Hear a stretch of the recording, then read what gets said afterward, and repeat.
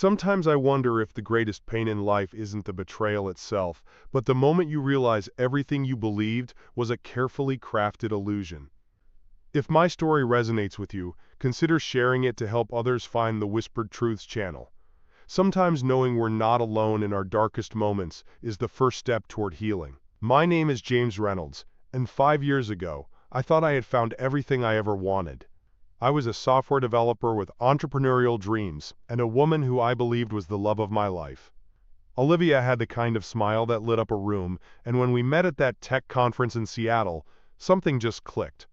She was passionate, ambitious, with this vibrant energy that pulled everyone into her orbit, especially me. I still remember the exact moment I fell in love with her. We were sitting on a bench overlooking Puget Sound, the city lights reflecting off the water. She was telling me about her dreams of becoming a social media influencer, of building a brand that would inspire people. Her eyes sparkled with such intensity that I couldn't look away. "What about your dreams?" she had asked, touching my hand gently. I told her about the software startup I'd been planning for years, the innovations I thought could change the industry. "Then we'll build our dreams together," she promised. "Your ambitions matter just as much as mine." Like a fool, I believed her. We had a whirlwind romance, the kind you see in movies where time seems to compress, and suddenly you're planning a future with someone who was a stranger just months before.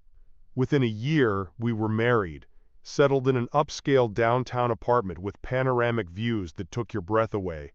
From the outside, our life looked perfect. The successful tech guy and his rising star influencer wife building their empire together. For the first couple of years, it was everything I dreamed of. I supported her growing social media presence, often staying up late to help her edit content or brainstorm ideas. I put my own startup dreams on the back burner, convincing myself that it was temporary, that we were building something together, making sacrifices today for our shared dreams tomorrow. I remember watching her eyes light up when she talked about her dreams. I would have moved mountains to make them come true. And I thought she felt the same way about us. The first cracks appeared so subtly that I almost didn't notice them. 2 years into our marriage, Olivia hired Marcus Webb as her brand consultant. He was everything I wasn't. Outgoing, connected in the influencer world, with the kind of confidence that borders on arrogance. I tried to be supportive, to ignore the unease that settled in my stomach whenever they were together. "It's just business, James," she'd say with a laugh that never quite reached her eyes. "You're being insecure." Maybe I was. But then came the late-night strategy calls, the weekend networking events, where spouses weren't welcome. The growing emotional distance between us. The woman who once couldn't fall asleep without holding my hand now flinched when I touched her. She'd come home wearing perfume I didn't recognize, with stories that didn't quite add up. But I told myself that's what happens when careers take off. People grow busy, not apart. I became an expert at ignoring red flags, at making excuses for her behavior. When she missed our anniversary dinner because of a last-minute opportunity, I told myself it was a sacrifice for our future. When I found a hotel receipt in her purse for a night she claimed to be at a conference, I convinced myself there must be a reasonable explanation. I was determined to be the supportive husband, not the jealous one who held his wife back.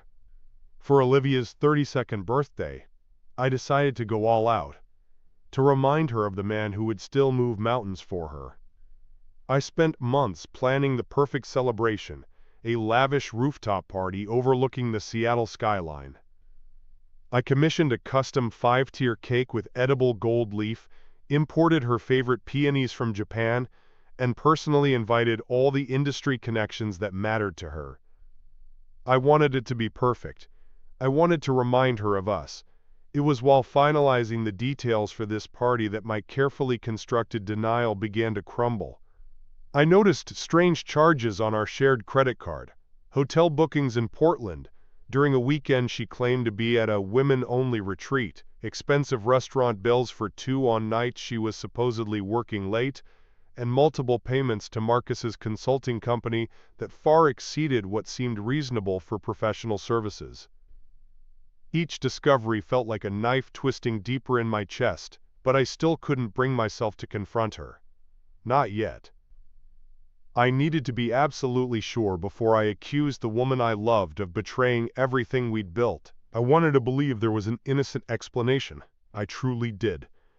The night of the birthday party arrived, and I had prepared everything perfectly. I even bought her an expensive designer bracelet I'd been saving for over 6 months to afford. As I watched her work the room, laughing and taking selfies with guests, I tried to ignore the way Marcus's hand lingered on the small of her back, the private smiles they exchanged when they thought no one was looking.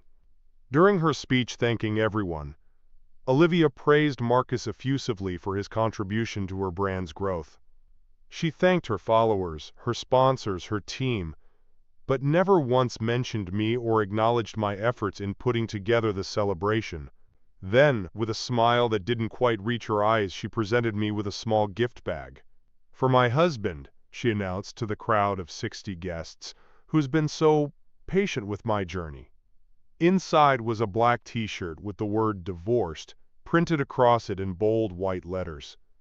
The crowd fell silent. Then someone laughed nervously, then another. Soon the rooftop was filled with uncomfortable laughter, gasps, and whispers. As I unfolded that shirt, the world seemed to slow down. 60 pairs of eyes on me, some confused, others amused. I looked at her face and saw no remorse, no hint this was some terrible joke, just cold calculation. In that moment I realized our entire marriage had been performance art for her brand. Have you ever felt your entire reality collapse in an instant? Have you ever looked into the eyes of someone you love and suddenly seen a stranger? That's what happened to me on that rooftop. I didn't make a scene. I didn't yell or demand explanations. I simply folded the shirt, placed it back in the bag, and walked out. Behind me, I heard Olivia's voice, bright and cheerful as ever. "Sometimes you have to know when a chapter is ending to start the next part of your story. #authentic life, am I right?" What I didn't know as I walked out of that rooftop party was that someone had recorded the entire humiliation on their phone, and what would happen next would change everything. But before I get to that, I want to ask, have you ever sacrificed your dreams for someone who wasn't willing to do the same for you? Share your story in the comments below. Sometimes knowing we're not alone in our pain helps us find the strength to move forward. I spent the next 3 weeks in a friend's spare room, barely functioning. I went through the motions at work, avoiding questions about why I was suddenly living out of a duffel bag, why my wedding ring was now in my pocket instead of on my finger. I couldn't bring myself to tell anyone the full truth. The humiliation was too raw, too complete. Then, just as I was starting to develop a routine in my new, shattered reality, Olivia appeared at my workplace, eyes red from crying, looking more vulnerable than I'd seen her in years. "It was just a joke that went too far," she insisted, clutching my hands. "I never meant to hurt you. Please, James, we need to talk." Part of me, a large part, wanted to walk away. But another part, the part that still remembered how it felt to watch her eyes light up when she talked about her dreams, agreed to hear her out. We started couples therapy. For 2 weeks, she seemed like the woman I'd fallen in love with again, attentive, remorseful, present in a way she hadn't been for years. She deleted social media apps from her phone when we were together, promised she'd scale back work with Marcus, and talked about reconnecting with what really matters. I began to hope that perhaps the public humiliation had been a wake-up call for both of us, that we could rebuild something real from the ashes of what we'd lost. I was a fool twice over. The anonymous email arrived on a Tuesday morning. "Thought you should know," the subject line read. Inside were several attached photos, Olivia and Marcus in an intimate embrace at a Seattle hotel, time-stamped during our reconciliation period. Some were taken on days she claimed to be at therapy alone, processing her feelings about our relationship. But the most devastating attachment wasn't a photo at all. It was a link to a draft of her upcoming blog post titled, "How I Turned My Divorce Drama into Brand Growth," complete with engagement metrics, sponsored content opportunities, and a 6-month content calendar built around our failing marriage. The second betrayal hurt worse than the first. It's one thing to be stabbed in the back, but another to watch someone twist the knife while looking you in the eyes and promising they're trying to heal you. I forwarded the email to our therapist with a simple message: session canceled, permanently. Then I blocked Olivia's number. What followed was the darkest period of my life. I fell into a depression so profound that colors seemed to leach from the world. I stopped eating properly, called in sick to work, and spent days replaying every moment of our 5 years together, wondering what was real and what was performance. Had she ever loved me? Had anything been genuine? I discovered she had been documenting our marital problems for content, and even found a detailed marketing strategy about how she planned to leverage our divorce for career advancement. The betrayal wasn't just personal, it had been premeditated and monetized. There were days I couldn't get out of bed. The weight of realizing you were nothing but content for someone else's brand is crushing. I'd lost not just my wife and my future, but my past too, every memory now tainted with doubt. If you're going through something similar right now, please know that this feeling doesn't last forever. The darkness feels permanent when you're in it, but I promise you, it's not. Leave a comment if you've found your way back from betrayal. Your story might be the light someone else needs right now. The unexpected turning point came when I was sorting through financial documents for the divorce. I discovered Olivia had been transferring money from our joint savings, money I'd been setting aside for my eventual startup, into a separate account. Further investigation revealed she was funding a business venture with Marcus, using our shared resources to build a future that explicitly excluded me. With my attorney's help, I froze the accounts and filed for divorce, citing financial misconduct and emotional cruelty. I didn't want revenge, but I also wasn't going to be robbed on my way out the door. Meanwhile, something unexpected was happening online.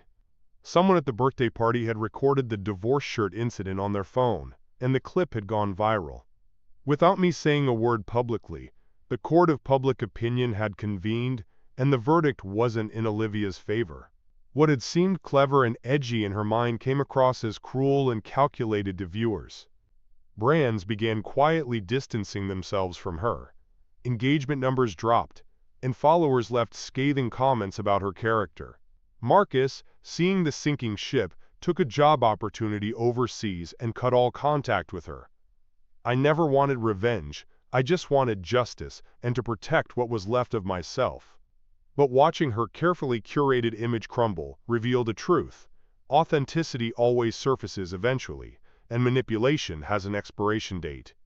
What would you have done if you were in my position at that birthday party? Would you have walked out silently like I did, or confronted the betrayal publicly? Let me know your thoughts in the comments. 6 months after the birthday party incident, as the divorce was being finalized, I found myself in an unexpected place, hopeful. I launched my own software startup, the dream I'd put on hold to support Olivia's career. I reconnected with passions I'd neglected, rebuilt friendships that had fallen by the wayside during my marriage, and began the slow process of learning to trust again, starting with myself. The company took off faster than I'd anticipated. There was a certain poetic justice in the fact that my authenticity was being rewarded, just as her calculated persona was collapsing. I wasn't happy about her downfall, but I couldn't deny the symmetry. Just as I was finally rebuilding my life from the ashes of betrayal, a desperate knock on my door during the worst storm of the year would force me to make the most difficult choice of all. I opened the door to find Olivia standing there, drenched from the rain, mascara running down her face. For a moment I was transported back to that first night we met, when she'd looked so vibrant and full of life. Now she looked hollow. "My career is over," she whispered. "Everything's gone. Marcus took the business money and disappeared. The brands have all dropped me. I have nowhere else to go." Part of me wanted to comfort her, to fall back into old patterns, but as I stood in the doorway, I realized something had fundamentally changed in me. I no longer felt the pull of her gravity. "I'm sorry that happened to you," I said, meaning it, "but I can't be your safety net anymore." "What am I supposed to do?" she asked, her voice breaking. "The same thing I had to do," I replied. "Start over, build something real this time." I closed the door, not with anger, but with the calm certainty that I deserved better, that we both deserved better than the toxic dynamic we'd created. The greatest gift she unknowingly gave me was forcing me to rebuild my life on my own terms. I'm not grateful for the betrayal, but I am grateful for the man I became because of it. Someone who values authenticity over appearance, substance over social media, and who will never again dim his own light to help someone else shine. Today, 2 years later, my company is thriving. I've started dating again, slowly, cautiously, with clear boundaries and open communication. I've learned to listen to my instincts, to recognize red flags instead of explaining them away. Most importantly, I've learned that rock bottom can become a foundation if you're willing to build on it. If this story resonates with you, consider sharing it to help others find the Whispered Truths channel. Sometimes the most healing thing we can do is share our pain and show others they're not alone in theirs. We all deserve authentic love and partnership, nothing less. And sometimes, the most important relationship we need to repair is the one with ourselves.